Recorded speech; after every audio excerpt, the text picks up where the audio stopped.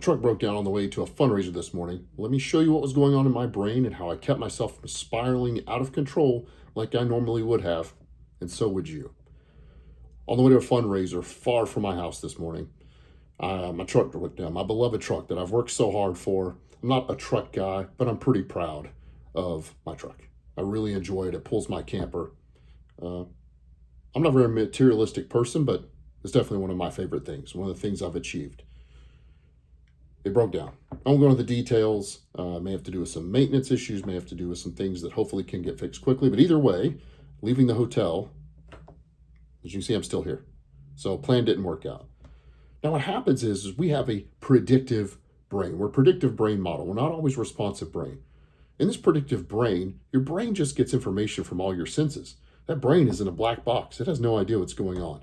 It's just getting information from your senses, and based on that, makes a prediction based on your past experiences in life, what's going on and what do we need to do about it. Well, mine likes to reach back into some databases of some really bad stuff, whether that be trauma from all of my years in public safety, whether it's been negative things that have happened in my life, whether I've caused them or somebody else has caused them, and reaches into that catastrophe bag or in that database. And so it predicts catastrophe. That's what mine likes to do. I don't know if yours does the same thing. I'd say if you're still listening, probably so. That's what mine likes to do. And so now it makes that prediction and predicts what we need to do. We can't handle this, so we need to lose control. Now we have to go to anger and rage. Now we have to spiral out of control. Because this must not happen, it shall not happen. We can't handle this. Oh no, everything's going to break down. This is going to break everything. I need to be home. I need to be doing this. I can't afford this, right? Now I'm spiraling out of control. Well, it's just the brain doing brain stuff. Because the problem with past trauma, and however you define that, is it doesn't just leave memories. It leaves a forecast. It leaves a forecast, and you're still living in that forecast. Right now, you're forecasting how bad it's going to be without knowing how bad it's going to be. I don't know how bad this is going to be. It's definitely going to cost me some money. It's going to cost me some time. It's going to cost me time away from the family. I don't know how bad it's going to be. But I can't just have gratitude and fake that, well, at least there's repair shops, or at least I have a little money, or that doesn't work for me. I will still go into that catastrophic mode because of my brain's predictions. Here's the good thing, though. Those predictions are changeable. They're changeable by making your brain have experiences that disprove what it predicts. That's what you have to do over and over again. Sometimes that looks like exposure therapy. Sometimes that looks like cognitive therapy. Sometimes it's a somatic type of therapy. Sometimes it's thinking through it and realizing that you were wrong. Consistently having to prove yourself wrong. That predictive model has to be proven wrong, so it will make new predictions, form new neurons. You do this over and over again, it becomes a style. So what happens? It's the belief that started it all. Yes, we have parts of the brain, you can find those in other videos, that react in a fight or flight kind of mode. But what really starts the emotion is your belief. What is your belief? Well, if my belief had been, this must not be happening, this shall not happen, I can't handle this, we can't afford this, I must not be away, this is going to be catastrophic and I can't handle it. Listen to all those demands in there that are completely irrational. Irrational because they're not based on evidence. I don't know if I can afford this. The dealership's not open today. So whenever I do get it in there and get this looked at, I don't know what it's going to cost. It may be significant. It may not be. I'm hoping for the second. But it may or may not be. And I don't have an endless amount of funds to just cut a check or swipe my card to pay for something expensive.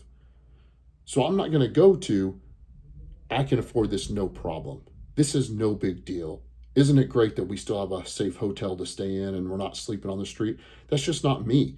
But I'm trying to get from these irrational demands. This must not happen. It shall not happen. Why does this always happen to me? We can't possibly handle this. Every one of those are bullshit. Every one of those cannot be backed by evidence. Not any way you slice it. But at least I can get from those to being rational about it, which takes practice. It's not as easy as just a 5 or 10 minute video will teach you. It takes practice. I have to get from realizing that my demand that this must not be happening is bullshit. It is happening, and I don't have to like it, but it is happening. But it's my demand that takes it to that second level. It's my demand that puts me in that secondary emotion. And the outcome from that is not good. This should not be happening to me. I'm trying to help some people out on a fundraiser. Shall not be happening to me, must not be happening to me. It's not fair that it's happening to me. Think about what the outcome of that is. What is your emotion and what is your behavioral consequence because of that? Not good. You know what I'll do? Take it out on everybody else that's trying to help me. Take it out on the front desk clerk who's having trouble getting me the same price that I had from the day before. I didn't because I'm in a better place. My predictive model is not the same.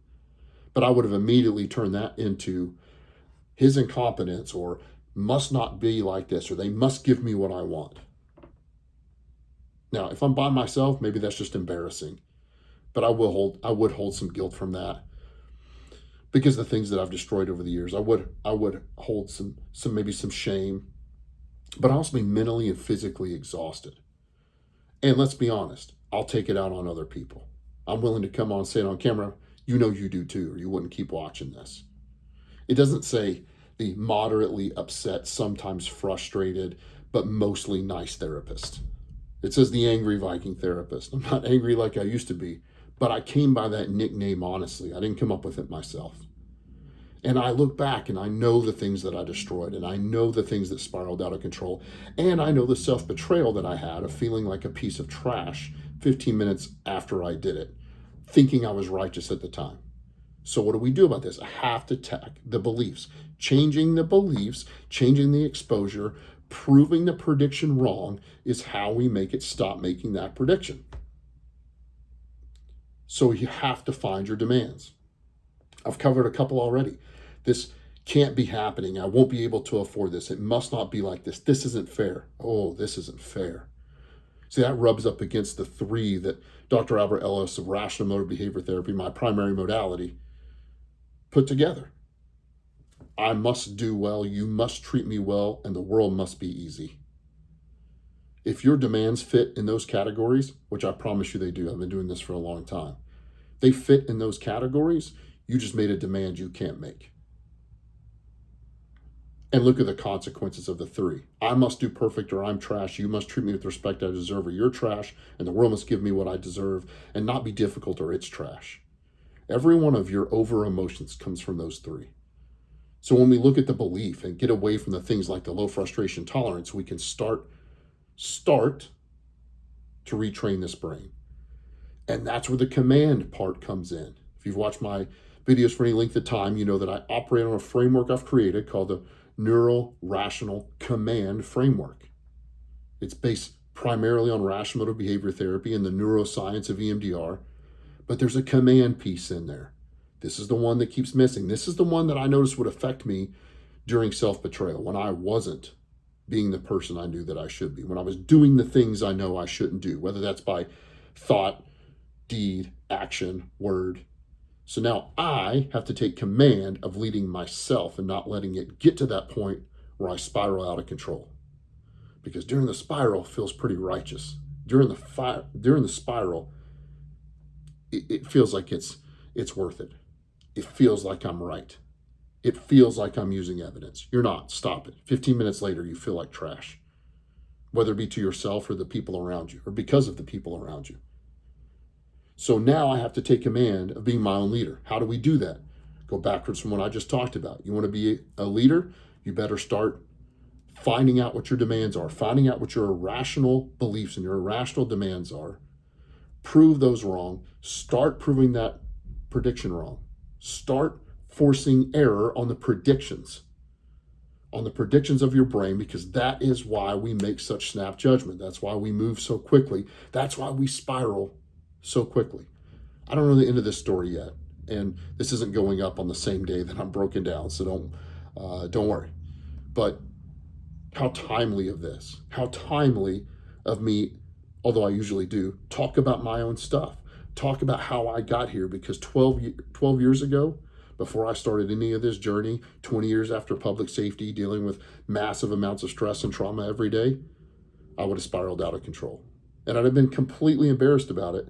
But if you were broken down the side of the road, I wouldn't have spiraled out of control. I'd have stopped and helped you gladly. Would have gone out of my way, maybe financially, maybe my own time, and you might have been out of control. And at that point, I would have thought, hey, we'll deal with this. It's all right. Don't jump to those predictions. But for myself, for yourself, we're not doing it. So you've got to name it. You've got to be willing to name it. You've got to take command. You've got to take that leadership role of yourself so that you can lead others. Do that by identifying the demands, replacing them with rational desires, not happy, not self-gratification, not fake BS, rational beliefs, things that you can prove, and watch how you get from spiraling out of control when the warning light comes on and something happens to your vehicle, from spiraling out of control to this sucks really bad and we're going to have to deal with it. Okay, I can make good choices based on that. If this is speaking to you, and if you stuck around this long, I'm sure that it has. You need to consistently work on this. This is why I created my program. This is why, coming from the traditional psychotherapy, one-on-one, sit in front of an office in front of somebody model, I've been able to help thousands upon thousands of people deal with this and get away from treating their family that way, get away from treating their life this way. So if this is speaking to you, you need to join the Command Collective. It's my online private program where you work directly with me. Even at the lowest level, on my private app, you get daily functionings of how to fix this. You get access to my whole library of the NRC framework of how to change this in your own life. Learn it at your own pace. And twice weekly, we have a group call, a group live video call with me, with the peers, a bunch of men that are tired of living like shit and are figuring it out. And man, do I love watching people grow, getting the daily pieces out of this. Yes, there is an amount to join. Yes, there is an amount to stay. But here's the thing. I promise you, it's less than the bullshit you keep buying yourself to make yourself feel better or to try to, quote, excel in other areas while your emotions and your behaviors are falling apart. The link is in my bio. Go directly to angryvikingtherapist.com. I'd love to see you in the program. It's helping hundreds and hundreds of men now, and it's helped thousands of men since I started it. Please join us.